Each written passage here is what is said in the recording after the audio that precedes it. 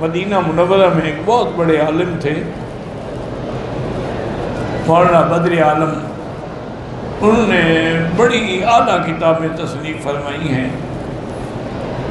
بہرحال اللہ نے ان کو علم بھی دیا تھا، حلم بھی دیا تھا، ولایت بھی عطا فرمائی تھی. وہ فوت ہو گئے، دفن ہو گئے. اب قدرتی بات یہ ہے کہ مدتوں کے بعد، چونکہ قاعدہ یہ تھا عرب میں کہ بھی ایک مردے کو جب دفن کر دیتے ہیں نا 6 مہینے کے بعد قبر کھود کے اس کی ہڈیاں الگ کر لیتے ہیں، اس جگہ پھر دوسرا مردہ دفن کر دیتے. تو ان کی قبر مبارک جب کھولی گئی تو دیکھا کہ بالکل پورا کا پورا یعنی ذرا کفن بھی میرا نہیں ہوا. اور ایسا معلوم ہوتا ہے کہ داڑھی مبارک کو ابھی انہوں نے تیل لگایا، بند کر دی گئی قبر. سال کے بعد پھر کھولی گئی، پھر اسی طرح. پھر سال کے بعد کھولی گئی تو پھر بھی حضرت اسی طرح. پھر انہوں نے فیصلہ کیا کہ اس قبر کو نشان لگا دو، یہ کبھی نہ کھولی ہے. تو ان کے گھر والوں سے پتہ کیا اور ان کے شاگردوں سے پتہ کیا. ان کے کچھ عزیز جو ہیں وہ ابھی تک بھی مدینہ منورہ میں ہیں.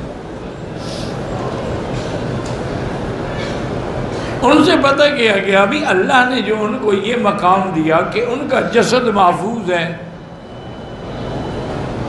کوئی تغیر نہیں، کوئی تبدل نہیں. کون سا ایسا عمل تھا حضرت کا جس کی وجہ سے اللہ نے ان کو نوازا ہے؟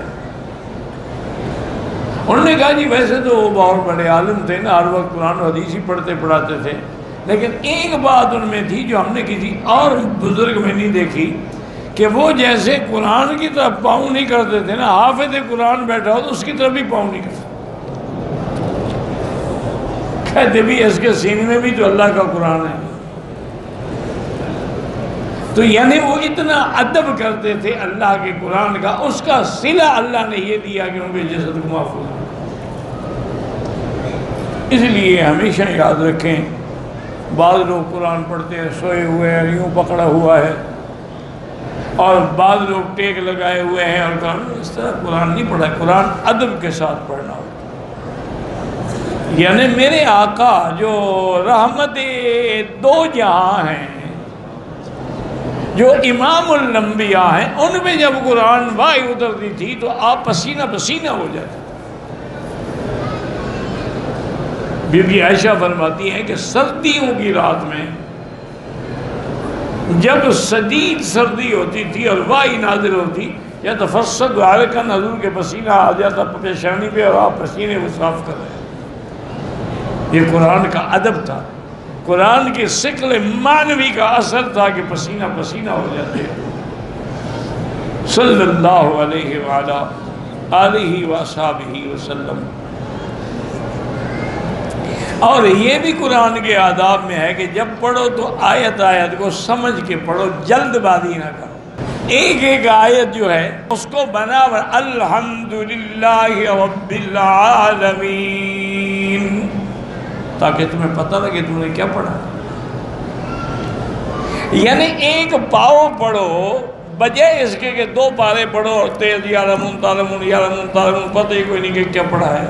اس کا کوئی فائدہ نہیں، وہ تو الٹا ثواب کے گناہ ہوتا ہے. تھوڑا پڑھو، ایک پارا پڑھ لو، ایک پاؤ پڑھ لو، ایک صفحہ پڑھ لو، لیکن بنا بنا کے سنوار سنوار کے. اور اگر قرآن کا ترجمہ آتا ہے تو جہاں جہاں اللہ کی رحمت کی آیات ہیں وہاں اللہ سے رحمت مانگو. دعا مانگنے کا طریقہ یہ ہوگا.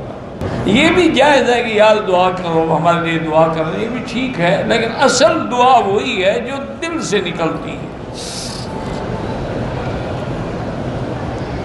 اور جہاں آیت وعید ہو، عذاب کا واقعہ کوئی آ جائے تو اللہ کے عذاب سے پناہ مانگو.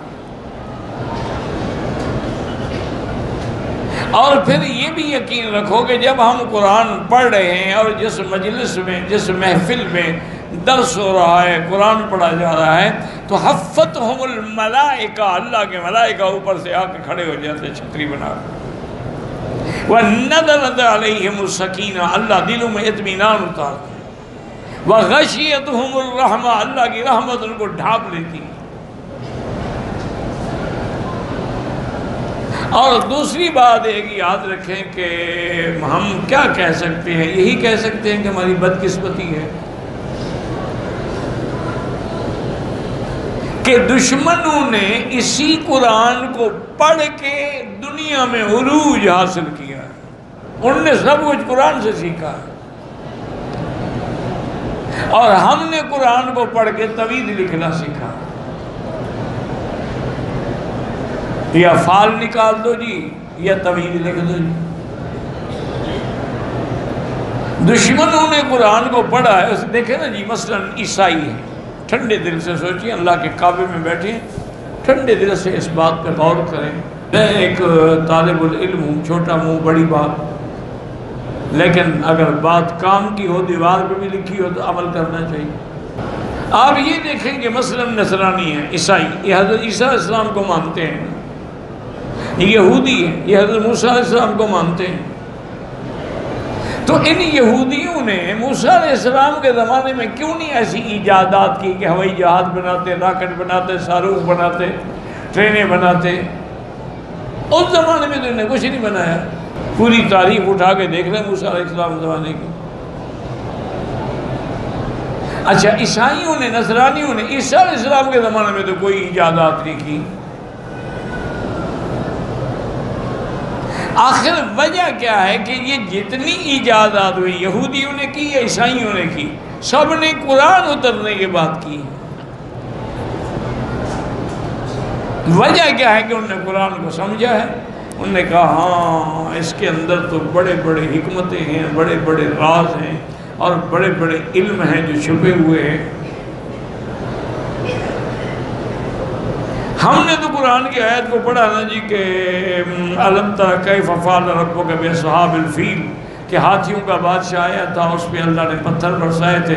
ٹھیک ہے، صحیح بات ہے، قرآن میں موجود ہے، لیکن انہوں نے کہا کہ یار وہ ایسا پتھر کون سا تھا جو ایک پرندہ چونچ میں لے کے آیا، اوپر سے گرایا، ہاتھی مر گئے۔ وہ ڈھونڈتے ڈھونڈتے بدبخت ذرے پہ پہنچے اور ایٹم بنا ڈالا۔ اچھا، یہ آئٹم بھی تو ایک ذرہ ہے نا۔ اسی طرح انہوں نے کہا کہ بھائی یہ کیا بات ہے کہ جن تو بڑی طاقت رکھتے ہیں، جو آسمانوں تک پہنچ جاتے ہیں، جہاں چاہیں پہنچ جاتے ہیں، دریا عبور کر لیتے ہیں، ہواؤں میں اڑ جاتے ہیں، یہ کیا بلا ہے کہ اب یہ کہتے ہیں کہ جب ہم آسمانوں کی طرف جاتے ہیں وجدناہا شہابا رصدا، وہاں پیرا لگا ہوا ہے، اور اگر ہم قریب جانے کی کوشش کرتے ہیں تو اللہ کی طرف سے ایک ایسا میزائل آتا ہے رجوما للشیاطین، جو لگے تو ہمیں پاگل کر دیتا ہے یا قتل کر دیتا ہے۔ زینا السماء الدنیا بمصابیح وجعلناها رجوما للشیاطین۔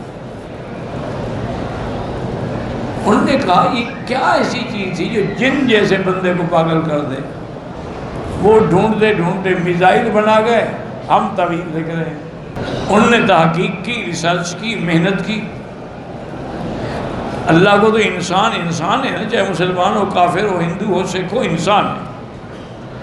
وہ کوئی کھوتا یا گھوڑا تو نہیں ہے نا، انسان جب انسان ہے کام کرے گا، محنت کرے گا، اس کو دنیا میں بدلہ مل جائے گا، مومن کو آخرت میں ملے گا۔ ورنہ اللہ کافروں کو اولاد ہی نہ دیتے، رزق ہی نہ دیتے، بھوکے مر جاتے۔ نہیں، اللہ کے نزدیک سب انسان ہیں۔